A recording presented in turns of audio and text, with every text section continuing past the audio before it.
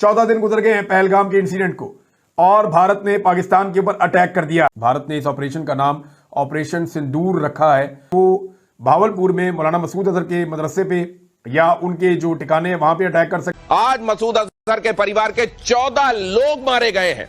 आज तक जिस आग से वो खेला है आज उस आग में खुद झुलस रहा है। एक तो पाकिस्तान के वजीर आजम ने कंफर्म किया, दूसरा पाकिस्तान के जो DGISPR है, इन दोनों ने कंफर्म कर दिया कि भारत ने बाकायदा पाकिस्तान के ऊपर हमला किया है। इस बार शलवारें भी नहीं बचनी, मैं आपको बड़ा वाज़ेह बता रहा हूं। लेकिन इस मर्तबा भारत ने इंटरनेशनल बॉर्डर को भी क्रॉस किया है। ये इन्होंने कहा कि कोई तैयारा पाकिस्तान की हुदूद में दाखिल नहीं हुआ, लेकिन मिसाइल पाकिस्तान की हुदूद में दाखिल हुए और मिसाइल आकर गिरे कि ये इंडियन तैयारा है जो अभी तबाह हुआ है, और एक और तस्वीर चला के कह दिया कि ये भी इंडियन तैयारा है जो अभी तबाह हुआ है।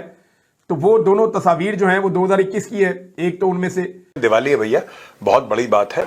छोटी दिवाली, अब बड़ी दिवाली बाकी है। आप कुछ करें यार, आप कुछ ऐसा करें जिससे हमें बहाना मिले और हम आपकी सुतैया करें। ये मुनीर की गर्दन पकड़ के।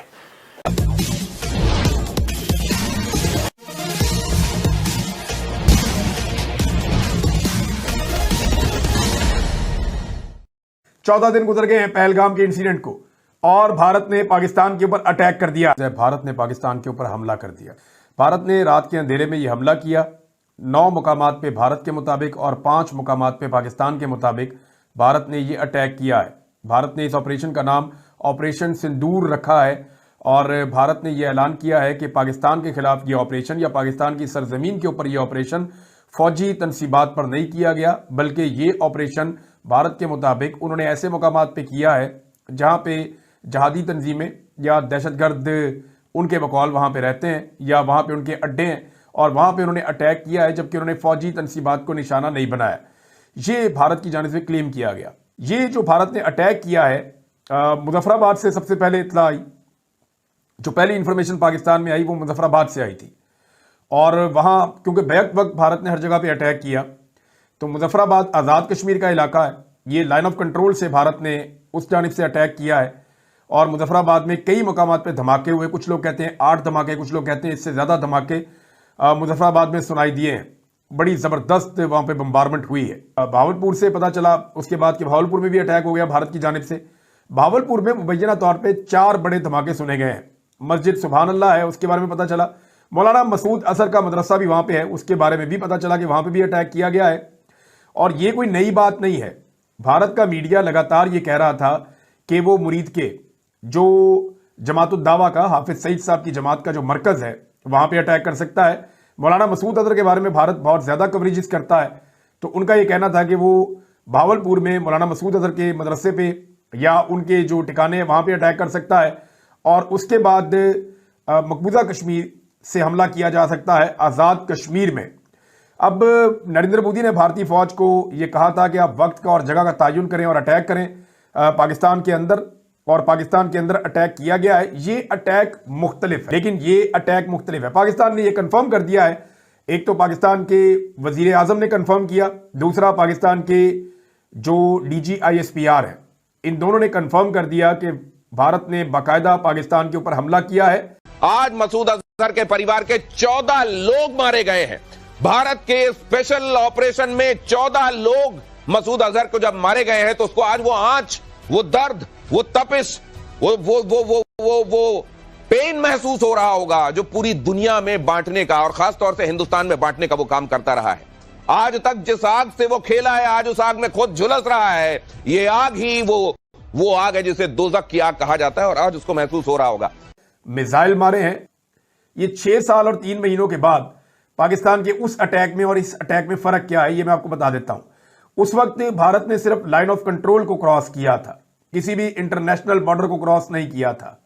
लेकिन इस मर्तबा भारत ने इंटरनेशनल बॉर्डर को भी क्रॉस किया है और भावलपुर में जो जनूबी पंजाब का एक जिला है वहां पे भी अटैक किया है, और वहां से जो विजुअल्स आ रहे हैं वो बड़े खौफनाक, लेकिन विजुअल्स बनाए हैं। कुछ मनाजिर जो हैं वो फिल्माए गए हैं भारत की जानिब से भी। वहां से जो उनका सोशल मीडिया जो मनाजिर दिखा रहा है वो ज्यादा क्लैरिटी के साथ कुछ चीजें वाज़ेह नजर आ रही हैं। इसका मतलब है कि उन्होंने बंदोबस्त भी किया था कि जब वो मिसाइल दागेंगे या वो जाकर गिरेंगे, पाकिस्तान में धमाके होंगे, तो वो उसकी फिल्म भी बनाएंगे। ग्राउंड के ऊपर अगर किसी टारगेट को निशाना बनाना है तो तैयारी के लिए जरूरी नहीं है कि वो उस टारगेट तक पहुंचे। DGISPR की बात में वजन है, अगर भारत की टेरिटरी के अंदर या भारतीय फिजाई हुदूद के अंदर रहते हुए भी राफेल तैयारा एक खास एंगल से पाकिस्तान के ऊपर चाहे कि वो दूर किसी इलाके तक 100, 200, 300 किलोमीटर तक भी वो कोई मिसाइल दागना चाहे तो वो ऐसा कर सकता है।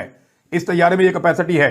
बहरहाल ये इन्होंने कहा कि कोई तैयारा पाकिस्तान की हुदूद में दाखिल नहीं हुआ, लेकिन मिसाइल पाकिस्तान की हुदूद में दाखिल हुए और मिसाइल आकर गिरे, मिसाइल आकर फटे और उससे काफी नुकसान हुआ। इस मौके पर हम सबको एहतियात से काम लेना चाहिए। इनमें से एक तस्वीर जो है वो 2021 की है, यानी पाकिस्तानी टीवी चैनल से चलाकर ये कह दिया, ARY पे देख रहा था, मैं बाकी चैनल पे देख रहा था कि ये इंडियन तैयारा है जो अभी तबाह हुआ है, और एक और तस्वीर चला के कह दिया कि ये भी इंडियन तैयारा है जो अभी तबाह हुआ है।